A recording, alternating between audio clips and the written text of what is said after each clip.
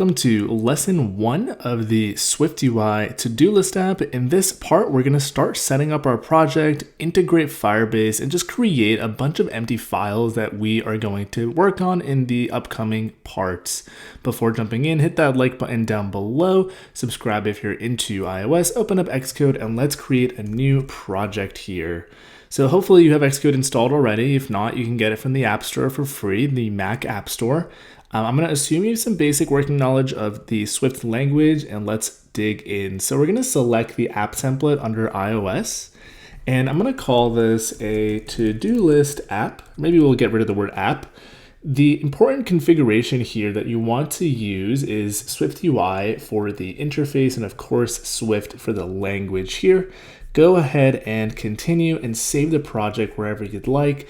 I will toss it onto my desktop here, and we should get something like this in our window. So on the right hand side, you might have a spinner. It's trying to load the SwiftUI preview.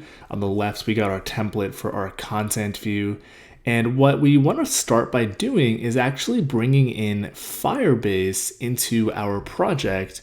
And like I mentioned, we're going to use Firebase for authentication as well as a database, aka Firestore.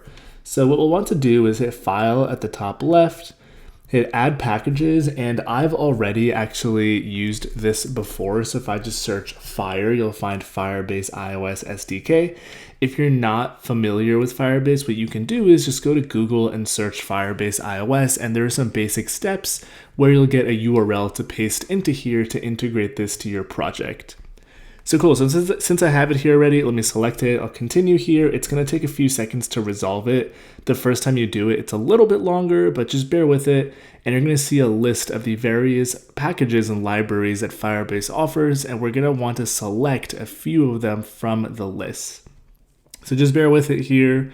There it goes. Okay, so here we have a nice long list of stuff that is available. What we wanna check is Firebase Auth, which allows us to create and sign users in. And we're also going to want Firebase Firestore and Firebase Firestore Swift. Firestore is the document-based database that Firebase offers. So once you've got all of those checked, just go ahead and continue. Hit Command B to build your project, and we should be in good shape. So it's saying that it's already building, so we'll hit cancel and let that actually run over there. Let me full screen my window here. All right, cool. So it looks like it did indeed successfully build. And on the left-hand side, you should see all these package dependencies pop up. So cool. So now we want to actually bring in a configuration file. So you're going to head to firebase.com, sign into your Google account, and we're going to create a brand new free project here. So here we will give it a name of, let's call it, we'll call it SwiftUI to-do list. That'll be our project name. Hopefully it's unique. We'll pretend like we read all of this. We can actually just leave all the configuration the same.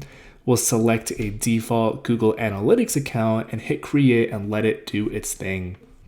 So while it's doing that, let's come back to our Xcode window.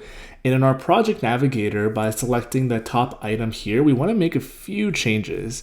We are going to uncheck landscape for both iPhone orientation and landscape and upside down for iPad orientation. That is indeed important here. The other thing we want to do is for our display name, we're going to call this to-do list. This is essentially the name of our application that shows up under our app icon.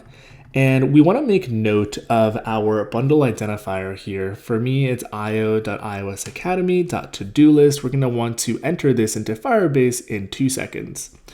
So speaking of which, looks like this is done. Let's continue here. And now that we've created a Firebase project, we need to add an iOS app to it by selecting iOS. And here is where you're going to want to enter that bundle identifier. So we'll do iosacademy.to-do list to make sure your casing does indeed match. I believe that should be good. Yep, looks good to me. And we'll put in a general name here. So let's call this iOS to-do list. All right, and we can leave that Apple ID empty. And when you continue here, what it'll spit out in the next step is this Google Services plist file, and you'll need to hit that button to download it. And we're going to bring this into our project. It's basically all the configuration files. Well, it's one file with all the configuration information, bit of a tongue twister, to make sure Firebase successfully connects to our client app, our iOS app. So we're going to skip all this jazz since we'll do it ourselves. And let's come back to Xcode and drag in this new file that we just got from Firebase. So let me drag this in. We'll drop it right there. And you want to make sure that the target membership and copy items, if needed, is indeed checked. So now that we've got the file in, we do need to do two more tiny things in the console here to get our app prepped in terms of Firebase setup. The first thing you'll want to do is open a build and go to authentication and just toggle this on. We're just going to say get started, and we need to let Firebase know what type of authentication our app is going to support. Firebase does give us, functionality for sign in with a phone number, Google, Facebook, etc. But what we're going to work with is email and password. So we'll just select it, flip on the switch to be on, and hit save. Cool, so now we've got authentication set up, and the other thing we want to set up here is our Firestore database, which is under build.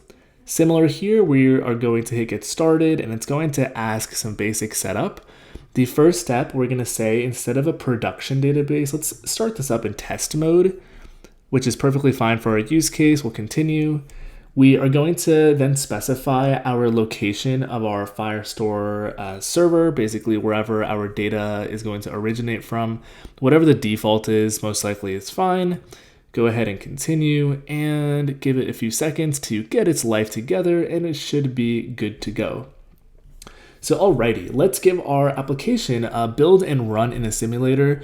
We're going to be working with the iPhone 14 Pro throughout this series. So I've got that selected already. So we'll hit this big play button at the top left, which should indeed build and pop up our simulator like so for us there. And we should see our empty application open. And I believe it's going to say hello world. Let's jump back to our contents view and see. Yeah, we should see hello world pop up in the center here. Maybe not, maybe it's just a little slow, bear with it. The first time you run your app, it can be a little slow. So cool, there it is. It does indeed pop up. If you want to switch between light mode and dark mode, which we will do periodically throughout this video, you can hit Command-Shift-A, and that's how you can switch that. You just saw me do it right there. So now that we've got that good to go, we do need to do one more thing to actually tell our app to connect to our backend, aka Firebase. What we're going to do is go into the to-do list app Swift file, and this is basically the entry point for our app. What we want to do is import Firebase core is what I'm looking for. And we are going to stub out the initializer, and we'll say Firebase app.configure. Now, when you do this and build and run your app, everything should be working as before. You won't visually see anything different, but if your app does indeed crash, that means most likely you forgot to bring in this Google services file. In other words, what it's probably saying is, and what it's actually trying to do is, it's saying, hey, configure this app with all the information in here, but if it can't find it, it basically freaks out and crashes and says, hey, this is a problem, you need to fix it. So now that our basic project is set up, we are successfully connected to our Firebase backend here. Let me just refresh the page and make sure Firestore is good to go as well. What I'll do for the remainder of this video is just create some folders on the left here and some empty files that we will be filling out throughout the next several videos. So let's create some folders. So you can hit this and hit new group, right click and hit new group, or you can hit Command Option N. And I guess what we'll want is 4 different folders. The first one will be our views. The views folder will basically hold what it sounds like it's going to hold, everything the user will visually see, aka views. We are also going to have a folder called view models. And these are going to be objects that allow our views to be intelligent and do stuff, right? So the actual logic of a view. So for example, when I hit, log in after typing in an email and password, an object in view models will actually handle that interaction for us. Next up, we're going to want our models. This is going to represent our core data types in our project. So in our case, we're going to have a user and a to-do list item, right? N number of users can sign up, and a single user can create however many to-do list items that we'll be saving in our backend as well. And what I like to do for the fourth folder is just create an other, which is a grab bag of anything that doesn't nicely fit into these three. So let's start moving stuff around. We'll put our Google Services file in there. We have our main app entry point. We'll stick that in other as well. We have our default content view. I'll stick that into views. I guess we can throw assets into other, and we should be in pretty good shape. All right, so let that build, give it a run once more, make sure nothing accidentally broke with me dragging stuff around. I can delete this Google Services file from my desktop because it's been copied to the project, and we're in pretty good shape.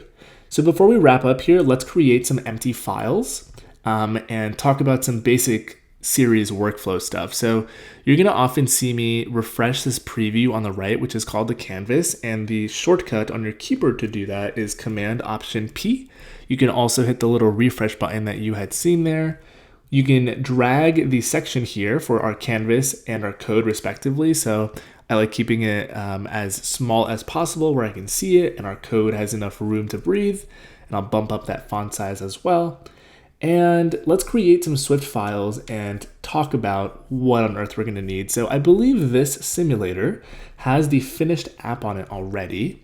So here we are. Let's take a look at it. So this is our login screen. So we definitely need a login view. When we hit this button, we get a register view, which is awfully similar to login, but we do need a view for that. And if I go and log in here, if you bear with me, and I believe my super secret password is just password, you'll see we'll probably want a view for our list of items.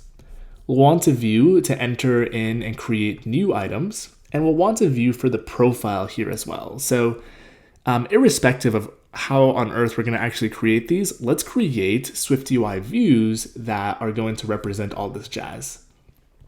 So here we have content view. I don't like the name that much. I'm going to change it to main view. And this is basically what our application is going to open to.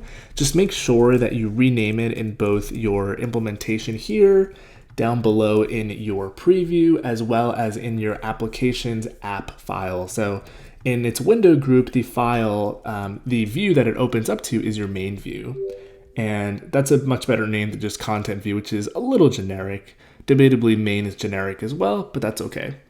So let's create a new file in here by hitting Command N, and we will be searching for SwiftUI views. And let's start creating the views that we briefly discussed here. So we have profile view. So I'll call this profile view. And we're not going to be doing anything in these views in this video. We're literally just creating these empty views and files that we can work with later on. So here we'll have to-do list items view. So this is kind of what it sounds like. This will serve this tab where it shows all of our items. We'll want a view where we can actually create new items. So let's create a file for that as well. And this one will be new items or new item because we create one item at a time, singular, new item view. Alrighty, looking pretty good. And then we definitely also did have a login screen. So we'll want a login view. Looking good. Let's create another SwiftUI file for registration. Here we will have our register view. All right, and let's think about what else we might need. So here we have on the list of items, a list of these like draggable row things. So one could probably infer that, hey, we could probably, stick all of this in the to-do list item view, but maybe we want each of these rows, we want to have a separate abstracted view, a file where we can basically design the way that this row looks, right? Having a little check mark on the left, or on the right, I should say, having the labels on the left, things of that nature. So what I'll do is create a SwiftUI view for that as well. So we'll create a SwiftUI view, and we're going to call this a to-do list item view, and not to be confused with our previously to-do list items view. So what I'll actually do is let's rename this to-do list view. I'll get rid of the word items just so the naming is not as similar. Make sure you get rid of it in the implementation, and then make sure you get rid of it down in your preview as well. Hit Command B to build, make sure everything is still building. If you have any errors, just check for typos and things of that nature. And those are essentially all the views that we'll most likely need. I might have forgotten one or two, but I digress, we can add them along the way as we build. Now let's create some more files. So in models, I had briefly mentioned we have 2 models in our project. So we'll create a Swift file, and we're gonna have something that represents a user. So whenever someone signs up, and then of course, we're gonna have something that represents a to-do list item. So this is the data itself that we are going to basically be working with. You can imagine in larger apps, you'll have tons and tons of models, but in our case, this is what we will be working with. Awesome. So the last thing we're going to do is create view model Swift files. The way that I like to think about this is that every view, most likely, will have its own view model. So the simplest way to approach this is for the 7 views that we have down below, let's just create 7 Swift files. And what I like to do is just take the name of the view and then append the word view model at the end of it. So in this case, we have main view, view model. And it's just a Swift file for now. We're not going to do any implementation. So let's just get these created and out of the way. That way we kind of have a picture of what our overall project is going to start looking like. So let's do profile view, stick on view model, boom, created. Let's do this a few more times for our other ones, and then we can get on with actually the good stuff and creating stuff in the upcoming videos. So here we have to-do list view, view model. I realize that the word view here is redundant. It's by design for consistency, so just run with it. Similarly, we have our new list item, or rather our new item view. I'm gonna confuse list and item. I feel like a lot throughout these videos, so bear with me. So new item view, stick on view model. Good to go. Next up, we have our login and register views. Alrighty, let me create that. So here we'll have our login view model. Alrighty, let's create another one for our register view model. And I'm flying through these file creations just because, you know, we all can learn from creating one how to create the others. But the important thing is just make sure you have one file for a view model per view. And our last one here is our to-do list item view model. So to-do list item view model. Awesome. Hit Command B, which is going to build your project. You can also hit the little play button at the top left. And let's just hit that play button and we'll see our application running. Nothing has changed from the template. We still see hello world, but we're in really good shape to start building out each of these views, the actual logic and interaction with it, and making this thing actually work. So thanks for sticking around. Hopefully you've gotten this far and you've got your project set up. I will see you in lesson 2. Let me know in the comments if you hit any issues, if you have any questions. Destroy that like button for the YouTube algorithm. As always, appreciate y'all watching, and onwards we go.